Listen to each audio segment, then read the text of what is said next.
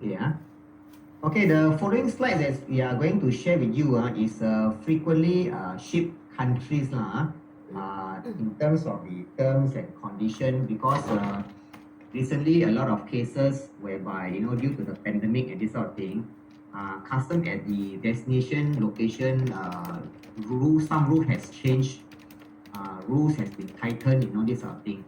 Okay, shipments to Thailand, if you will see, if any request to return back to shipper, this shipment, all the charges, everything must be paid before the return to shipper process can be done. Okay, we have a case whereby this MBE location, a customer come in and ship a Chanel bag worth 15,000 ringgit to Thailand. Then today he shipped. Tomorrow he call our CS, he say he want to return back. Right? Kenapa macam tu? It seems that because for us send under express to Asia country, if you send today, right, tomorrow already will arrive. So Malaysia to Thailand is just 24 hours only. You send today, tomorrow the barang sudah sampai.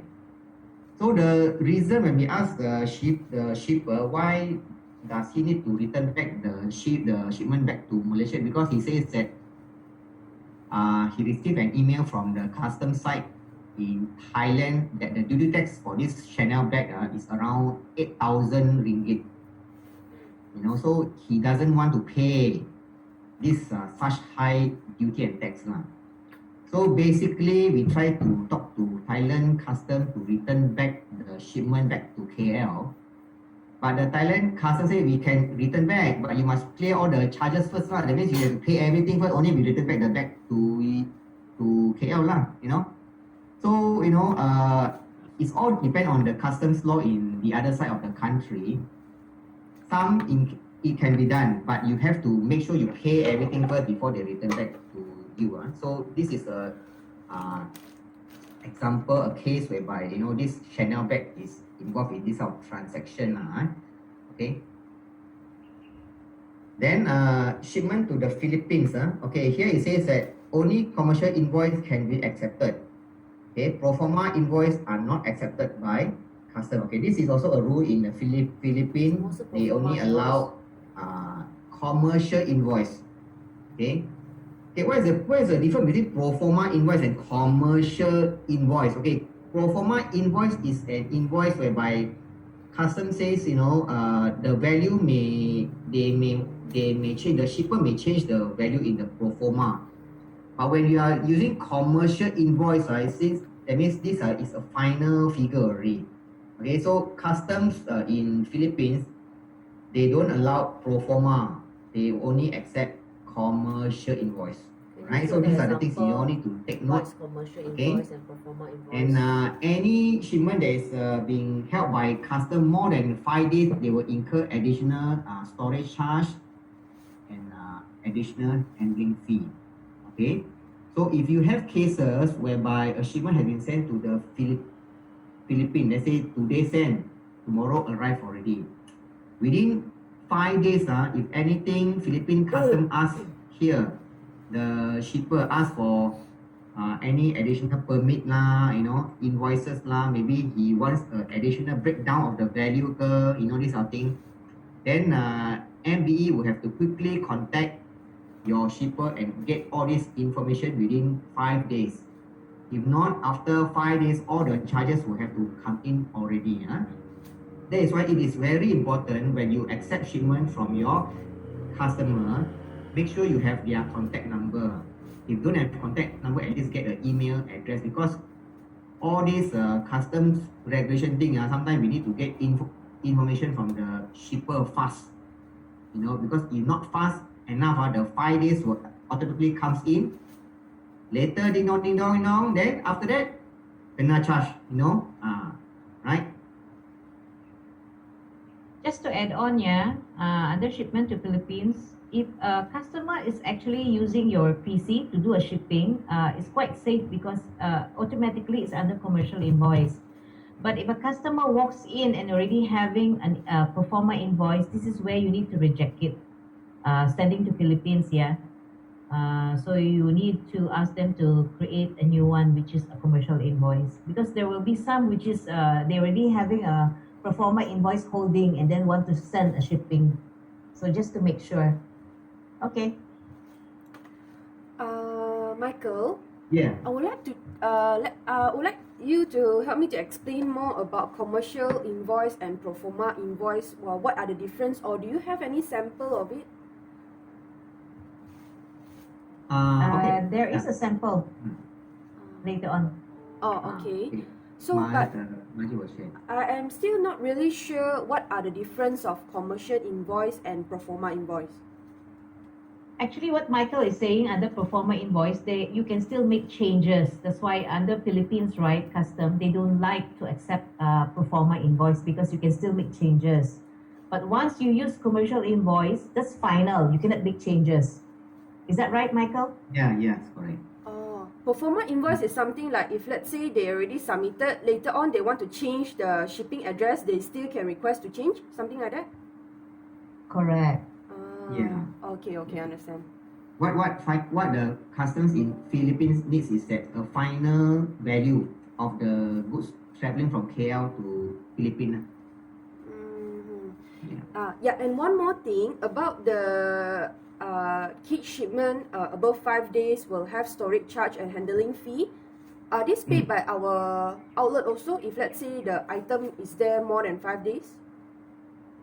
Okay, it all depends. Okay, when the shipment was being shipped out from your outlet to Philippines, it all depends on whether, okay, we have some cases whereby the shipment already arrived in Manila.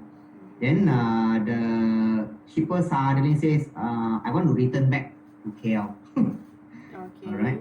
So when they return back to KL, right, all these storage charge, handling fees will be billed back to MBE, right? Okay. Okay. Right. Okay. So make sure the communication part is very clear. We have also some cases whereby the shipment already arrived in Manila, then the MBE says, I'm not going to accept these charges. We want the recipient to go and pay because this one is for the recipient because MBE is only like an agent to get the thing shipped out, So, there are a lot of scenario will happen. So nevertheless, when the things will be shipped out from your outlet, get all the phone number, this sort of thing all ready, just in case the shipment kena sangkut, then they need additional info, then you can contact the shipper. Get the shipper approval if they want to return back. There will be some form the shipper need to sign to acknowledge that he or she is the one who instructed the shipment to be returned back to KL. This sort of thing. So there must be very black and white thing. Okay, so don't just verbally. So there must be at least produce some documentation to us so that we can liaise with the Philippine customs. Okay. Thank you, Michael. Yeah. Thank you.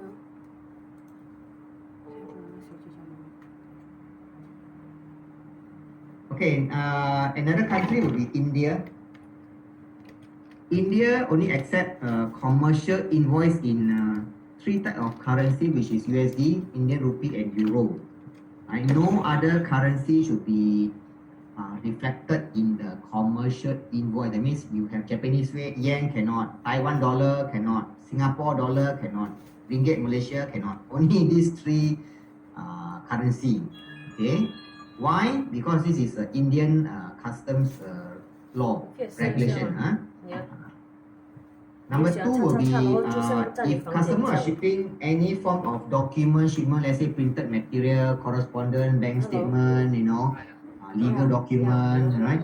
Just put the word document in the description column of the airway bill, right? Okay. And if a customer are shipping a non-document shipment, okay, the shipper must alert the consignee to prepare a KYC, known as the Know Your Customer documentation, okay, and ensure that the KYC information tallies with all the paper. Okay, this KYC, right, is actually prepared by the consignee. Okay. Basically the KYC, you can actually call up our customer service to get a sample of this. The KYC, basically you have all the tax details, the shipper's phone number, the consignee's phone number, addresses, what is the relationship between the consignee and shipper, everything is there. Okay, so Indian customer would like to know this documentation. Make sure before the shipment is being sent out to India, the shipper has already obtained this KYC documentation from the consignee lah, and attached together with the shipment. Okay. Maji, anything you want to add on this? Under KYC, right, you need to ask the shipper that is required in India. And most of the important things that you need to indicate in that KYC is those tax ID of the receiver. If it's a company, they will have all that. So just inform them to obtain that KYC. If they cannot give it to you right there and there, at least inform the receiver in India to have it prepared before the shipment arrives there, because definitely there will be some delay in the clearance in India. Okay.